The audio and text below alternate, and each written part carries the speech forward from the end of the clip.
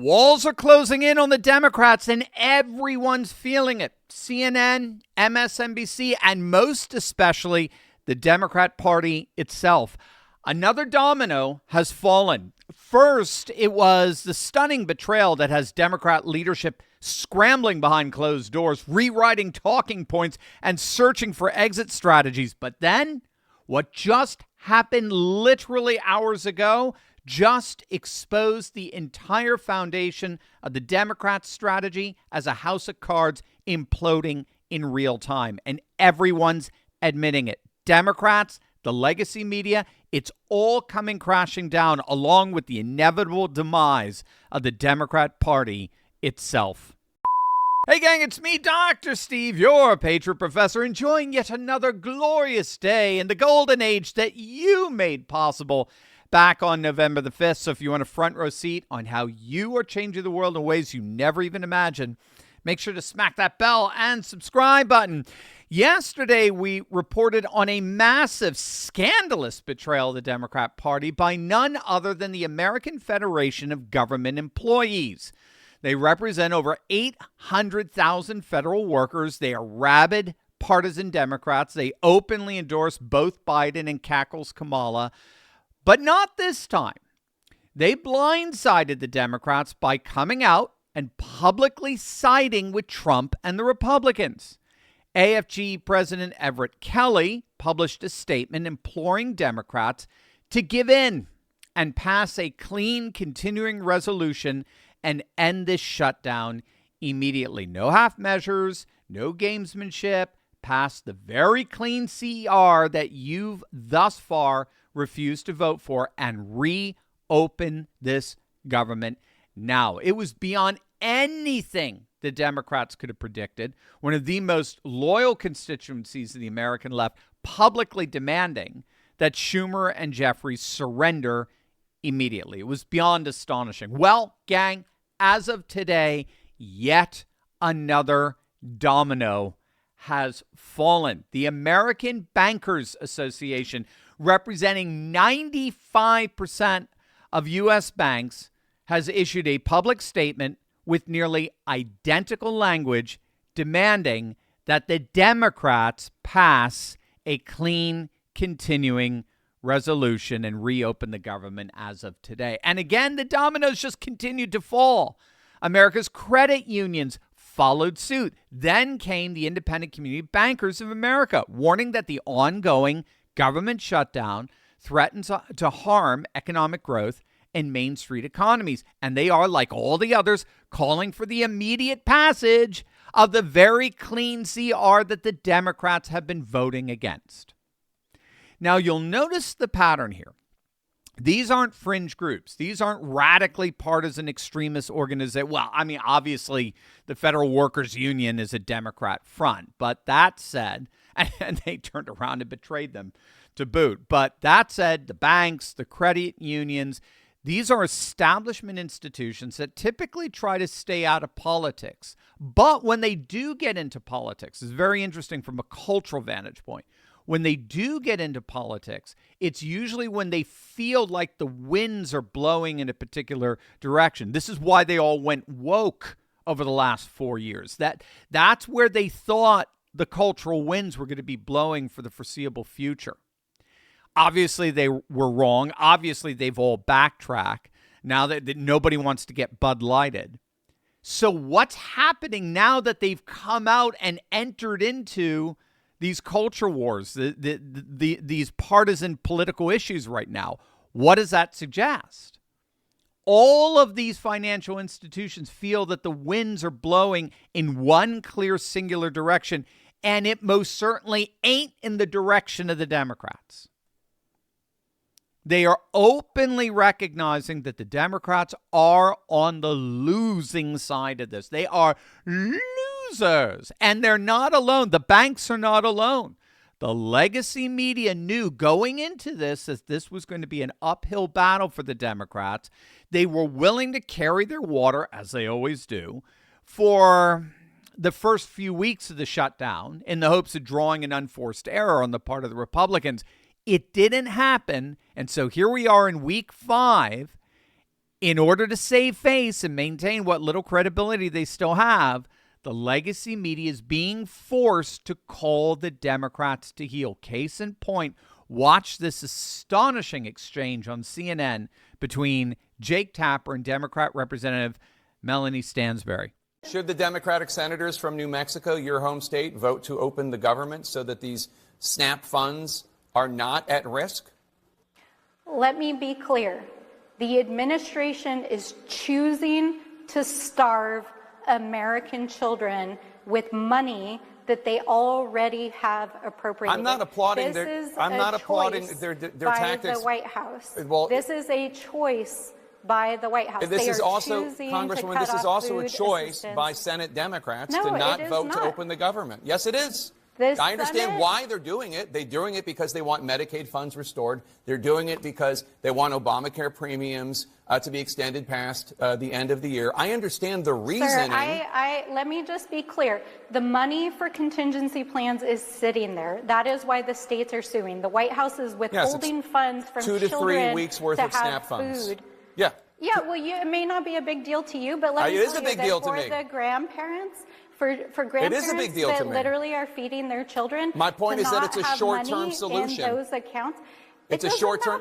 At the end of the day, people need to be able to feed their families, and Saturday is when those funds run out. If you feel so strongly, Congresswoman, why not ask the Senate Democrats from New Mexico to vote to open the government so that the SNAP funds... Sir, I am here in the House of Representatives. It is shut down. I am fighting to get the government reopened. I am fighting to get funding put back into SNAP that is already existent, and I am fighting for the American people. I am here. But show me a single Republican that is here, not a single one is here, to make sure that Americans are fed on Saturday. That is why I am here. Democratic Congresswoman Melanie Stansbury from New Mexico. Even CNN recognizes the jig is up. You did not see interviews like that 4 weeks ago. Representative, you can open this government right now. You can open this government in 5 minutes. But you are refusing to do so.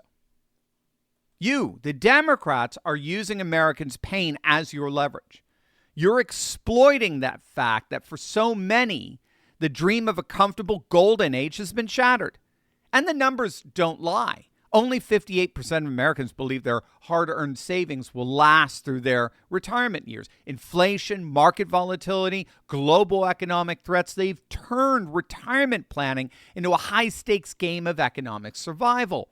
But there's obviously a much better solution than shutting the government down, right? Well, enter Block Trust IRA's amazing Animus AI, a revolutionary crypto solution that's rewriting the rules of retirement investing. This isn't just another investment platform. It's a lifeline for families desperate to break free from future financial uncertainty. Since 2020, Animus AI has done what seemed impossible.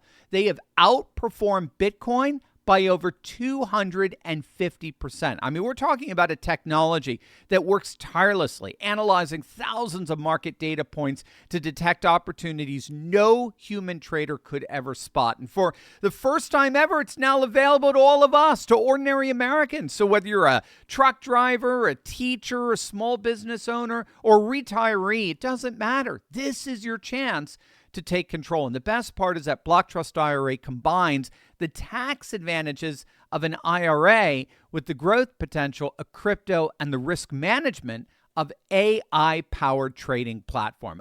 Gang, it's a perfect storm for your financial flourishing. This isn't just investing. This is generational wealth protection. That's why I'm a client of Block Trust IRA. I love them, and I know you will too. With $200 million in insurance coverage, military-grade security, and access to over 60 cryptocurrencies, Block Trust IRA offers more than just an investment. It offers peace of mind. We're standing at the crossroads of a financial revolution. The question isn't whether you can afford to invest differently.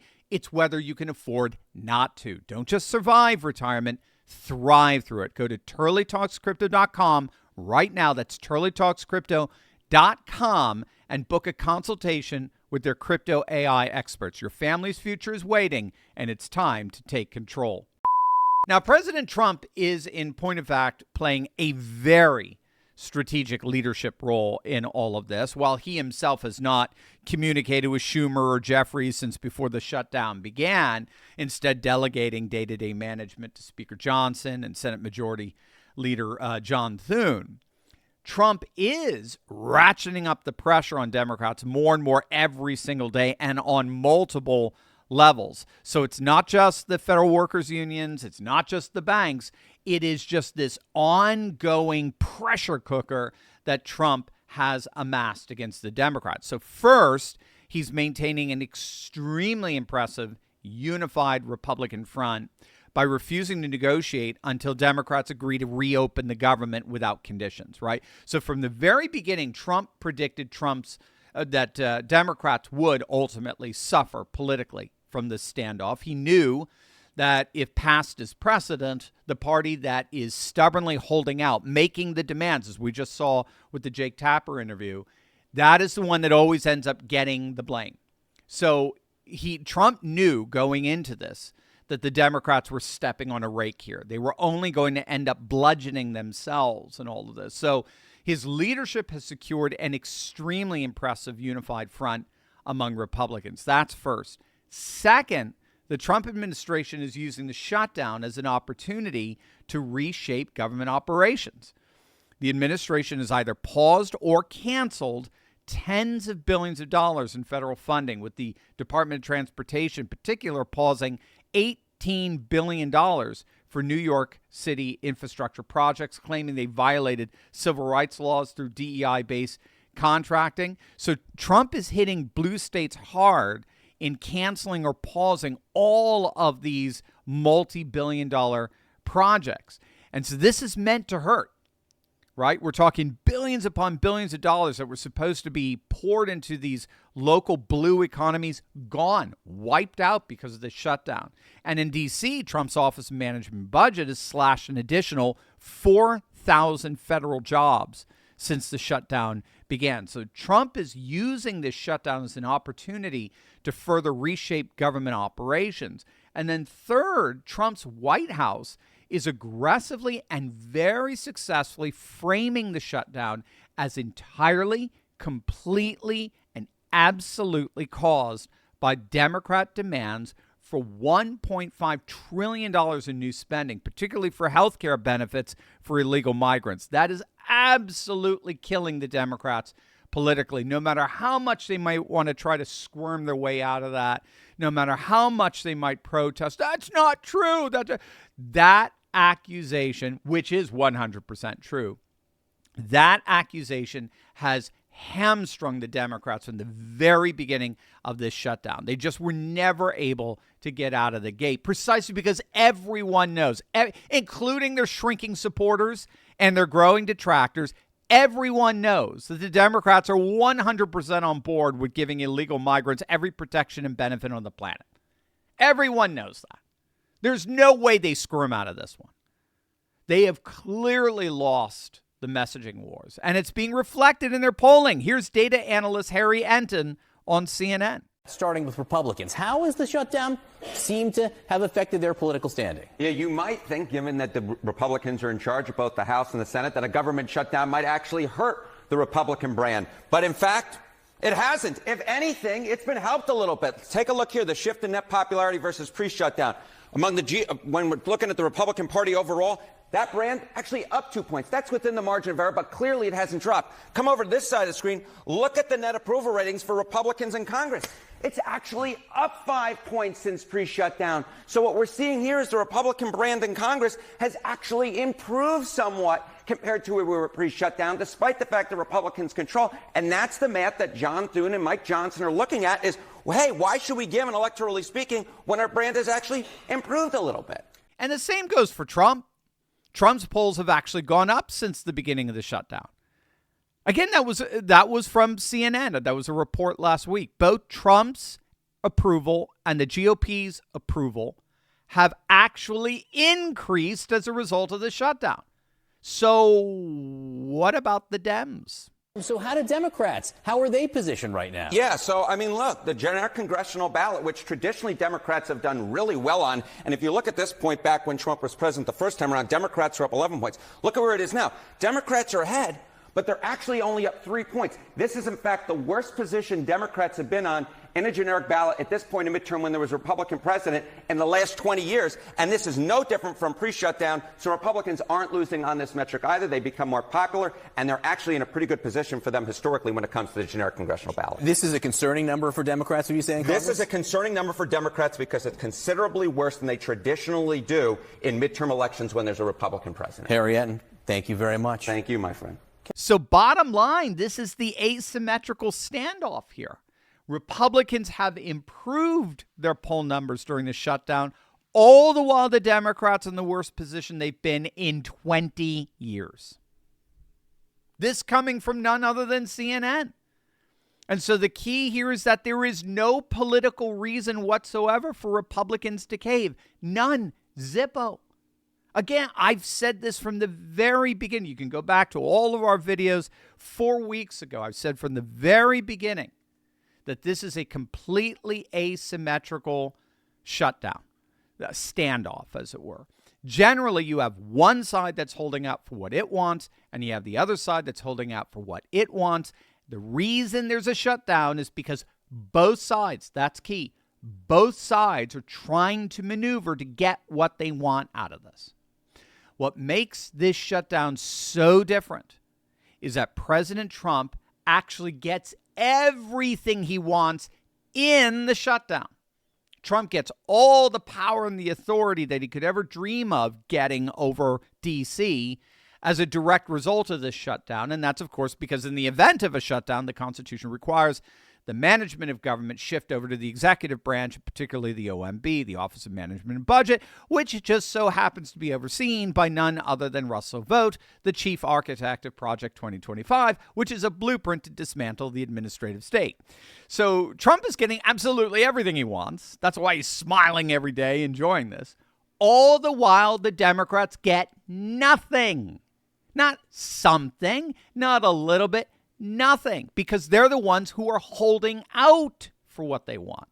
So that's the asymmetry here. The Democrats are holding out for what they want, all the while Trump gets everything he wants in their holding out. So who do you think is going to blink first? I mean, it's obvious. And again, more and more institutional players are seeing that. Federal workers unions are seeing it. Banks are seeing it. The legacy media is seeing it. They're all recognizing that the walls are indeed closing in on the Democrats. So this government shutdown is over for all practical purposes. In many ways, it was over before it ever started. The Democrats thought they could leverage Americans' pain. All they were doing was guaranteeing their own inevitable political demise. If today's message resonated with you, you'll love Turley Walks, my free preview of the Courageous Patriot Club. More stories, more perspective, more community focused on faith, family, and freedom. And it's absolutely free. Go to turley.pub/Turley Walks.